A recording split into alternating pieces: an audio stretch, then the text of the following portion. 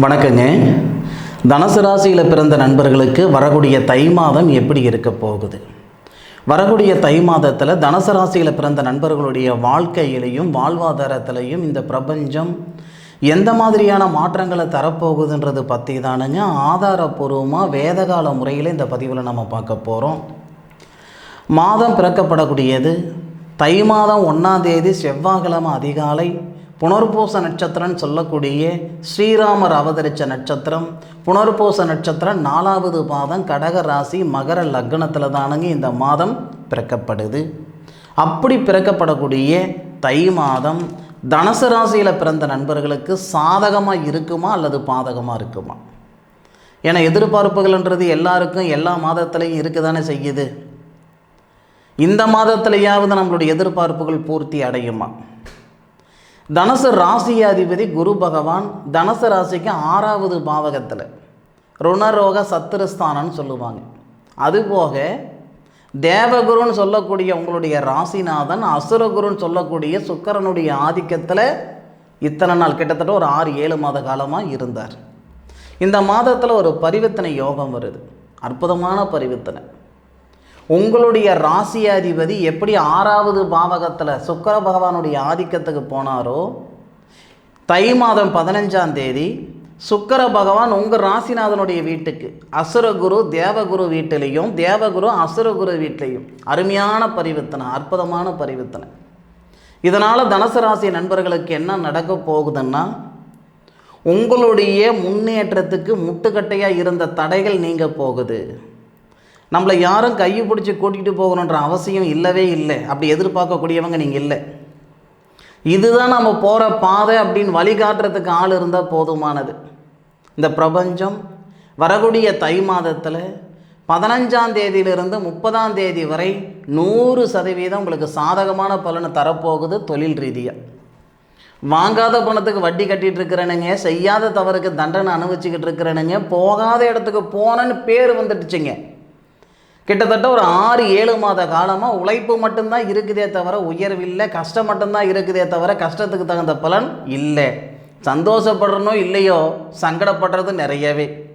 இப்படியெல்லாம் மன அழுத்தத்தில் இருக்கக்கூடிய தனுசு ராசி நண்பர்களாக நீங்கள் இருந்தால் வரக்கூடிய தை மாதம் 2 விதமான பிராப்தம் உங்களுக்கு இருக்குதுங்க. தனுசு ராசிக்காரங்களுக்கு மட்டும்தான் சூரிய பகவான் பிதிருஸ்தானாதிபதி. பிதிருஸ்தானம் அப்படின்னா என்னன்னா தகப்பன் அப்படின்னு சொல்லலாம். பிதிருஸ்தானாதிபதி சூரிய பகவான், சூரியன் தான் தகப்பன். அப்போ பிதிருஸ்தானமும் பிதிருக்காரகரும் ஒருத்தர் தான் சூரிய பகவான். சூரிய பகவான் தை மாதத்தில் 1ஆம் தேதியிலிருந்து 30ஆம் தேதி வரை தனுசு ராசிக்கு 2வது பாவகத்துக்கு வரக்கூடிய ஒரே மாதம் இந்த மாதம் தானுங்க. முன்னோர்களுடைய அனுகிரகங்கள் கிடைக்கும் இந்த மாதத்தில். என்ன காரணம்னா, சூரிய பகவான் உங்களுடைய ராசிக்கு 2வது பாவகம் குடும்பஸ்தானம், தனஸ்தானம், உடலஸ்தானம், படிப்பு ஸ்தானத்தில் வரக்கூடிய சூழலில் தொழில் ஸ்தானாதிபதினு சொல்லக்கூடிய புதன் 11ஆம் தேதி தை மாதம் 11ஆம் தேதி தனுசு ராசிக்கு 2வது பாவகத்துக்கு வருவார். தொழில் ஸ்தானாதிபதினு சொல்லக்கூடிய புதன் உங்கள் ராசியிலேயே மாதப்பிற பண்ணிக்கு இருக்கார். பூராடம் நட்சத்திரம் முதல் பாதத்தில் 253 டிகிரியில் இருக்கக்கூடிய தொழில் ஸ்தானாதிபதி திருமணஸ்தானாதிபதி தை மாதம் 11ஆம் தேதி உங்களுடைய ராசிக்கு 2வது பாவகத்துக்கு வரார். தனஸ்தானத்துக்கு வரார். தொழில் ஸ்தானாதிபதி சூரிய பகவானோட சேர்றார். புதனாதித்ய யோகம், அருமையான யோகம். உங்கள் ராசிநாதன் குரு பகவான் 6வது பாத்தியத்தில் மறைஞ்சிருந்தாலும் பகையாக இருந்தாலும் சந்திர பகவானுடைய சாரம் வாங்குறாரு. இந்த மாத தொடக்கமே ரோகிணி நட்சத்திரம் 3வது பாதம் 47 டிகிரியில் இருக்கிறாரு குரு பகவான். ஆனால் அங்கேயும் பரிவர்த்தனை ஏற்பட்டிருக்கு. மாத தொடக்கம் புனர்பூச நட்சத்திரம்னு சொன்னனுங்க. புனர்பூச நட்சத்திரம் ஸ்ரீராமர் பிறந்த நட்சத்திரம். அது ஒரு புறம் இருக்கட்டும். புனர்பூச நட்சத்திரத்தின் நாயகன் யார், அதிபதி யாருன்னா குரு. அப்போ குருவுடைய நட்சத்திரத்தில் சந்திரன் இருக்கிறாரு, சந்திரனுடைய நட்சத்திரத்தில் குரு இருக்கிறார். 2 பேரும் கிரக பரிவர்த்தனை. அப்போ சந்திரன் செவ்வாவோட சேர்ந்து சந்திரமங்கல யோகமாகவே இருக்காங்க. அப்போ சந்திரனும் செவ்வாவும் உங்கள் ராசிக்கு 2வது பாவகத்தை பார்க்குறாங்க. கூட குரு பார்வையும் உங்கள் ராசிக்கு ரன்களே. யோசனை பண்ணி பாருங்க.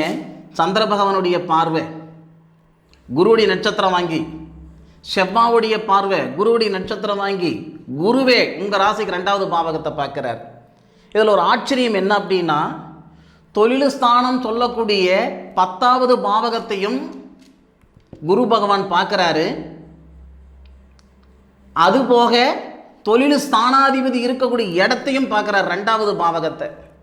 இதனால் பொருளாதார ரீதியாக இருக்கிற சங்கடங்கள் சரியாக போகுது. உழைப்புக்கு தகுந்த உயர்வில்லைன்னு கஷ்டப்பட்டுட்டு இருக்கிறவங்கெல்லாம் சந்தோஷப்படுவீங்க. உழைப்புக்கு தகுந்த உயர்வு வந்துருச்சியா, மாதம் பிறந்த உடனே வந்துருமா? அப்படி சொல்ல மாட்டேனுங்க. அந்த சங்கடங்கள் சரியாகிறதுக்கான பாதையை இந்த பிரபஞ்சம் உருவாக்கி கொடுத்துரும். இந்த மாதத்தில் நாம் விதைக்கக்கூடிய விதை தானுங்க ஒரு 3 மாதம் கழிச்சோ 6 மாதம் கழிச்சோ விதைத்த விதை விருட்சமாக வந்திருக்கும். இந்த மாதத்தில் நீங்கள் செய்யக்கூடிய செயல் எதிர்காலத்தில் பிரகாசமாகவும் பிரம்மாண்டமாகவும் இருக்க போகுது. இன்றைக்கி நம்ம வசந்து பார்க்கக்கூடிய இடத்துல இருக்கிறவங்க எல்லாமே ஒரு காலகட்டத்தில் ஒன்றுலேருந்து தானங்க மேலுக்கு வந்திருப்பாங்க. யாருமே அப்பாவால் மேலுக்கு வந்தேன், தாத்தனால் மேலுக்கு வந்தேன், அதெல்லாம் அந்த காலம். இன்றைக்கி இருக்கிற காலகட்டமெல்லாம் தானாக கையூனி கரணம் போட்டு சின்னப்பட்டு சிரமப்பட்டு சித்திரவதைப்பட்டு தான் மேலே வந்துட்டுருக்குறாங்க. ஒரு மிஷின் வாழ்க்கை நம்ம வாழ்ந்துக்கிட்டு இருக்கோம்.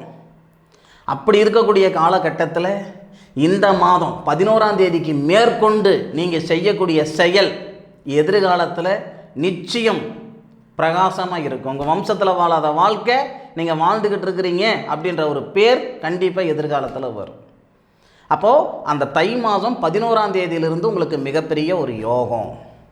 தை 11க்கு மேலே தை 29ஆம் தேதி வரைக்கும் இந்த பிராப்தம் இருக்குது.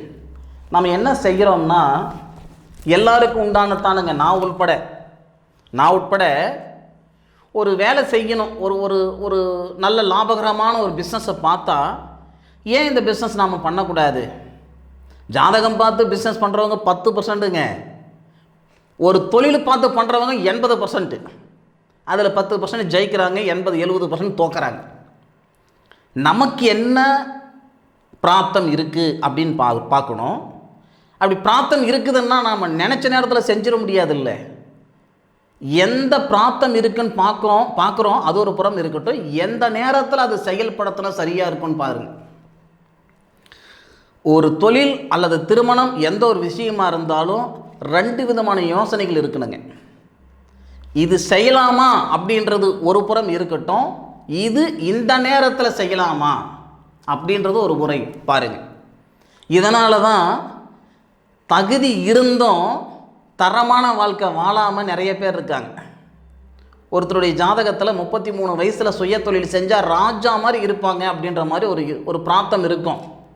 27 வயசில் ஒரு தொழில் செஞ்சு நட்டப்பட்டு போய் கடைசி வரைக்கும் சுய தொழில் செய்கிறதுக்கு அந்த தைரியம் இல்லாமல் கிணத்துல போட்ட கல் மாதிரி ஒரே இடத்துல இருக்கிறவங்களாம் நிறைய பேரை நான் பார்த்துருக்கேன்.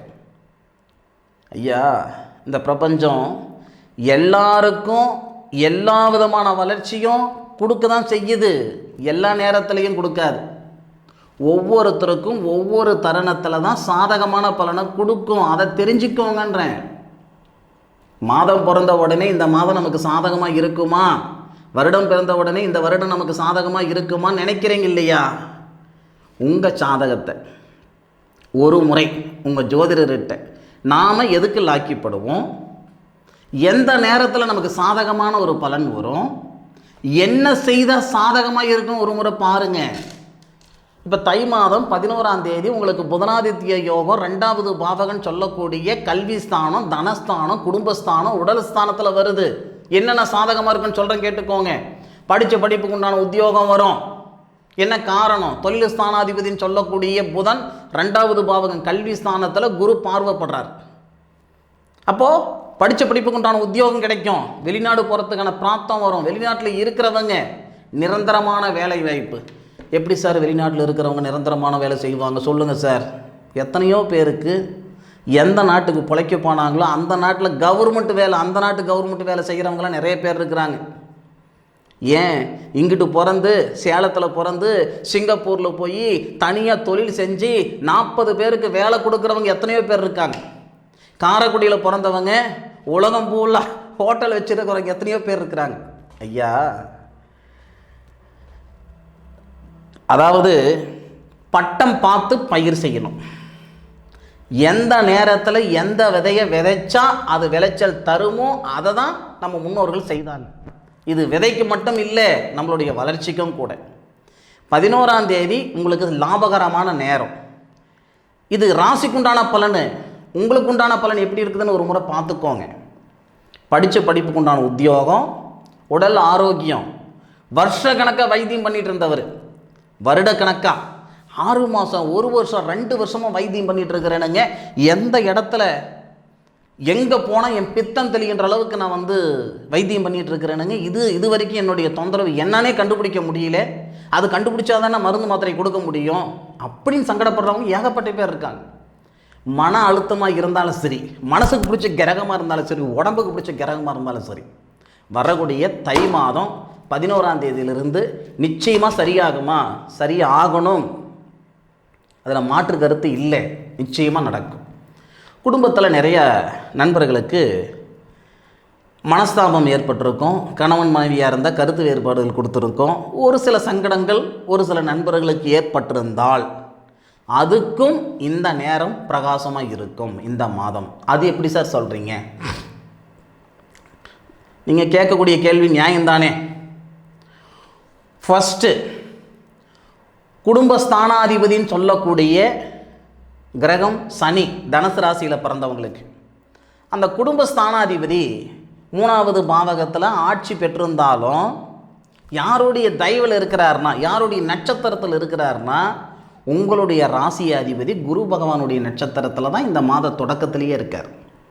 இதுவரைக்கும் சதய நட்சத்திரத்தில் இருந்த சனி பகவான் இந்த தை மாதத்தில் புரட்டாதி நட்சத்திரம் சொல்லக்கூடிய குபேரர் அவதரித்த நட்சத்திரம் உங்கள் ராசியாதிபதி நட்சத்திரத்தில் தான் குடும்பஸ்தானாதிபதி இருக்கார்.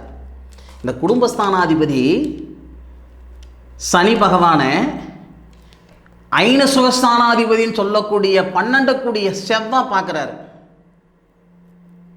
அதுபோக குடும்பஸ்தானத்தையும் அந்த செவ்வாய் பார்க்குறாரு. எதுக்காக இந்த வார்த்தை நான் சொல்கிறேன்னா, ஒரு தம்பதிகளுக்கு ஒரு நிறைவான வாழ்க்கை வாழ்கிறதுக்கு ஐன சுகஸ்தானாதிபதி ஸ்ட்ராங்காக இருக்கணும். ஐன சுகஸ்தானாதிபதி ஸ்ட்ராங்காக இருந்தால் மட்டுமே குடும்பஸ்தானம் கிட்ட சிறப்பாக இருக்கும்.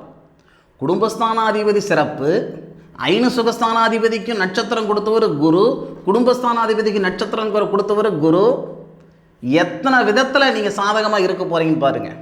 அப்போ மன வாழ்க்கையில் இருக்கிற சங்கடமாக இருந்தாலும் சரி, மன வாழ்க்கை நடக்கலையேன்ற சங்கடம் இருந்தாலும் சரி, மன வாழ்க்கையில் நிம்மதி இல்லை அப்படின்னாலும் சரி பண்ணிவிடும். இந்த நேரத்தில் மன வாழ்க்கையே நடக்கலைனாலும் இந்த நேரத்தில் உங்களுக்கு உறுதுணையாக இருக்க போகுது இந்த பிரபஞ்சம். மறுமணத்துக்கு முயற்சி பண்ணிக்கிட்டு இருக்கிறேனுங்க அப்படின்னாலும் இது உகந்த ஒரு அமைப்பு தானுங்க. சரியா? எது எப்படி இருந்தாலும் 11ஆம் தேதிக்கு மேற்கொண்டு 29ஆம் தேதி வரைக்கும் நீங்கள் வாழக்கூடிய வாழ்க்கையில் நிறைய மாற்றங்கள் வரும். 15ஆம் தேதி சுபஸ்தானம், வாகன யோகம் இருக்குது. எனக்கு தெரிஞ்சு நிறைய விவசாய நண்பர்களுடைய மிகப்பெரிய ஒரு பிரதானமாக இருக்கக்கூடிய கனவு என்னன்னா, இந்த தை மாதத்துலையாவது ஒரு டிராக்டர் எடுத்துட மாட்டேன்னா, இந்த தை மாதத்துலையாவது நான் வாங்கின கடனை, டிராக்டருக்கு வாங்கின கடனை கட்டிட மாட்டேன்னா. ஒன்று உழவு ஓட்டுறதுக்கு உண்டான ஒரு டிராக்டர், இல்லை அது வாங்கின கடன். விவசாய நண்பர்களுக்கு சொல்கிறேனுங்க, மனசார சொல்கிறேன். ஏன்னா செவ்வாய் 8ஆம் தேதி, தை மாதம் 8ஆம் தேதி உங்கள் ராசிக்கு 7வது பாவகத்திலிருந்து உங்கள் ராசியை பார்ப்பார். அப்போது குரு செவ்வாவுடைய வீட்டை பார்க்கையில் செவ்வாய் குருவுடைய வீட்டை பார்க்குறார் 8ஆம் தேதி. அதாவது மிக சிறந்த ஒரு நேரம். அதாவது இந்த ஆடிப்பட்டம் தேடி விதைக்கணும்னு சொல்லுவாங்க, அதே மாதிரி தைப்பட்டம்னு சொல்லுவாங்க இல்லைங்களா.